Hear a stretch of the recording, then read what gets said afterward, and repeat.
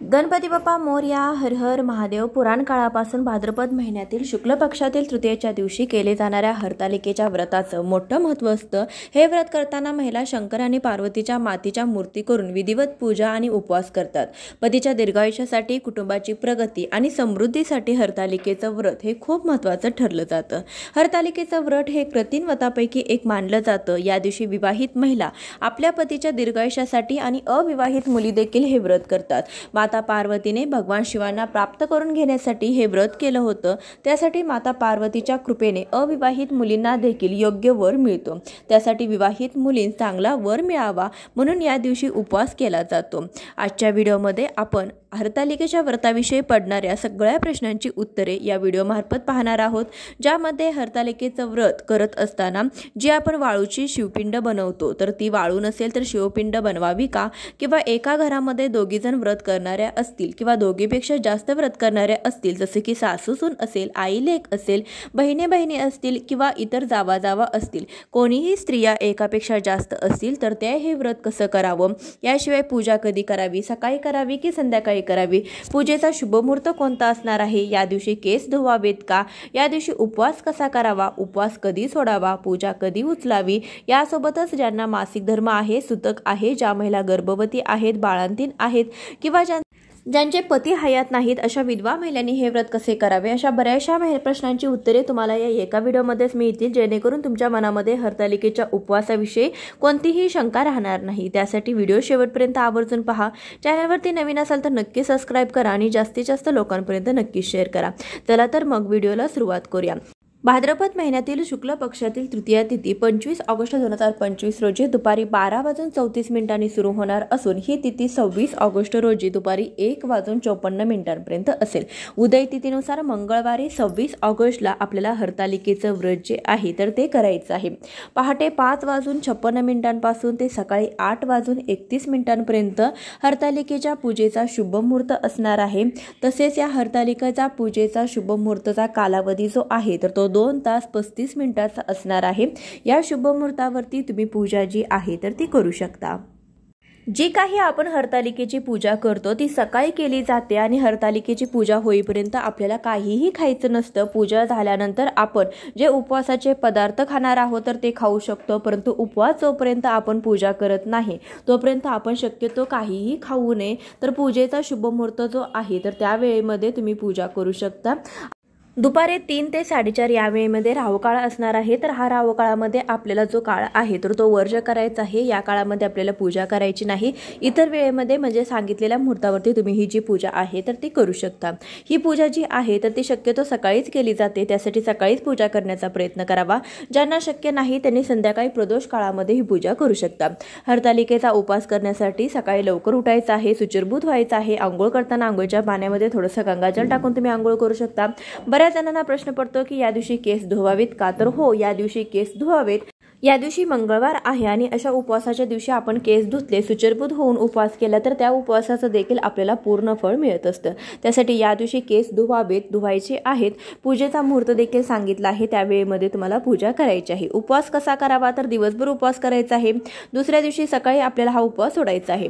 उपवास करत असताना खरं तर हा जो उपवास आहे तर तो निर्जली केला जातो, परंतु प्रत्येकालाच हे शक्य आहे का, तर नाही. तर तुम्ही दूध फळे खाऊन हा उपवास जो आहे तर तो करू शकता. काही जण या व्रतामध्ये दूध फळे देखील खात नाहीत, परंतु दूध देखील खात नाहीत, तिखट देखील खात नाहीत, मीठ देखील खात नाहीत. तर त्यानंतर या उपवासाला वरीचे तांदूळ आहेत म्हणजे ज्याला भगर असं म्हणतो तर ती देखील खाल्ली जात नाही. तर हे पदार्थ देखील वर्ज केले जातात आणि हे व्रत जे आहे तर ते निर्जली करण्याचा प्रयत्न केला जातो. तर ज्यांना शक्य आहे त्यांनी निर्जली करण्याचा प्रयत्न करावा. ज्यांना शक्य नाही त्यांनी फलाहार करून दूध फळे खाऊन उपवास करावा. ज्यांना पोटभरीचं खायचं आहे त्यांनी दूध आणि फलाहार करून देखील उपवास करू शकता. तसेच साबुदाणा खाल्ला तरी देखील चालतो. साबुदाण्याची गोड खीर तुम्ही करून खाऊ शकता. तिखट खाणं टाळावं. त्यासोबतच आपण हा जो उपवास करतो त्यामध्ये कंदमुळे खाऊन देखील हा उपवास केला जातो, म्हणजे रताळे, त्यानंतर बटाटा, ही जी फळे आहे तर ती देखील खाऊन तुम्ही उपवास उपवास करू शकता, कारण की माता पार्वतीने कंदमुळे खाऊनच हा उपवास केला होता। त्यासाठी तुम्ही बटाटे, रताळे अशी कंदमुळे खाऊन, राजगिरा, लाडू खाऊन उपवास करू शकता, ड्रायफ्रुट्स खाऊ शकता, फलाहार करू शकता, त्यानंतर खजूर खाऊ शकता, तसे फळांचे रस पिऊ शकता, ज्यूस पिऊ शकता, असे पदार्थ खाऊन देखील तुम्ही उपवास जो आहे तर तो करू शकता। तुमच्याकडे जशी पद्धत आहे, याशिवाय तुम्हाला जसं शक्य आहे त्याप्रमाणे तुम्ही हा उपवास करण्याचा प्रयत्न करावा।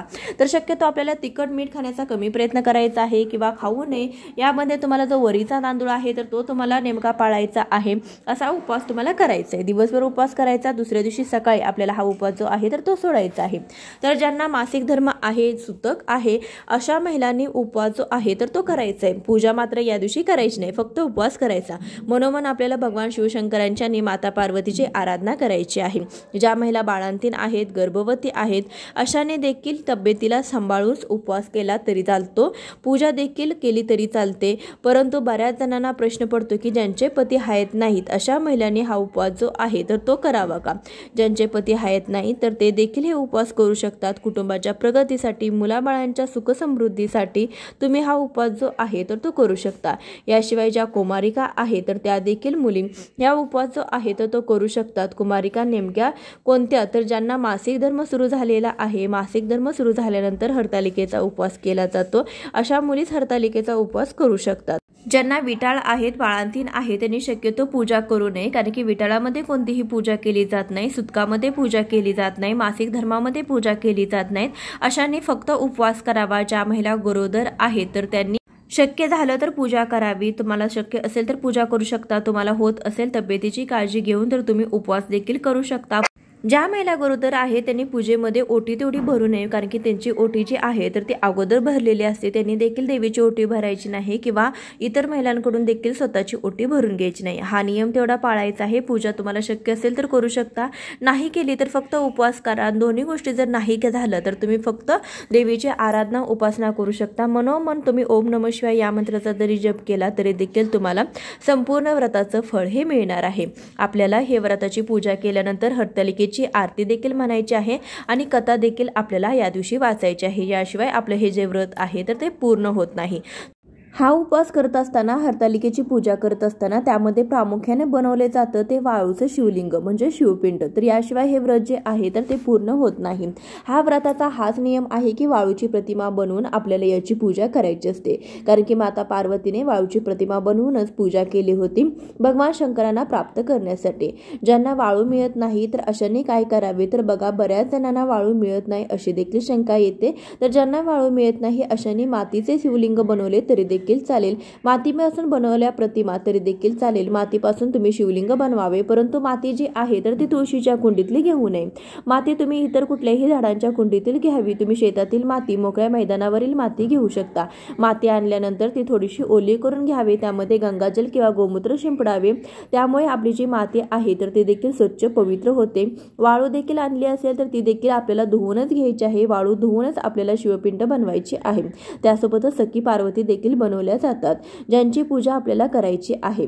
एका घरामध्ये एकापेक्षा जास्त महिला असतील तर तरीही ती पूजा करत असताना त्यांनी पूजेची मांडणी, जे शिवलिंग आहे तर ते एकच बनवावं का? तर ही जी पूजा आहे तर ती मंगळागौर, वटपौर्णिमा यांसारख्या सामुदायिक पद्धतीने देखील केली जाते। बऱ्याच घरामध्ये एक पूजा मांडणी केली जाते आणि त्याची सगळ्या स्त्रिया मिळून पूजा करत असतात। असं केलं तरी देखील चालेल, किंवा काही भागामध्ये कसं असतं, प्रत्येकाने आपले वाळूची प्रतिमा, शिवलिंग बनवायचं, त्याची पूजा करायची। काही जण घरामध्ये करतात तर काही जण तुळशीसमोर देखील ही पूजा मांडणी करतात। तर तुम्ही जर पूजा मांडणी करत असाल, तुमच्याकडे अशी पद्धत असेल, प्रत्येकीने उपवास ठेवला असेल आणि त्यांना जर सेपरेटच पूजा मांडायची असेल, शिवलिंग तयार करणं शक्य असेल तर तुमच्या हाताने शिवलिंग तयार करून तुम्ही उपवास करू शकता आणि ही वाळूची जी प्रतिमा आहे तर ती स्वतःच्या हाताने बनवू शकता।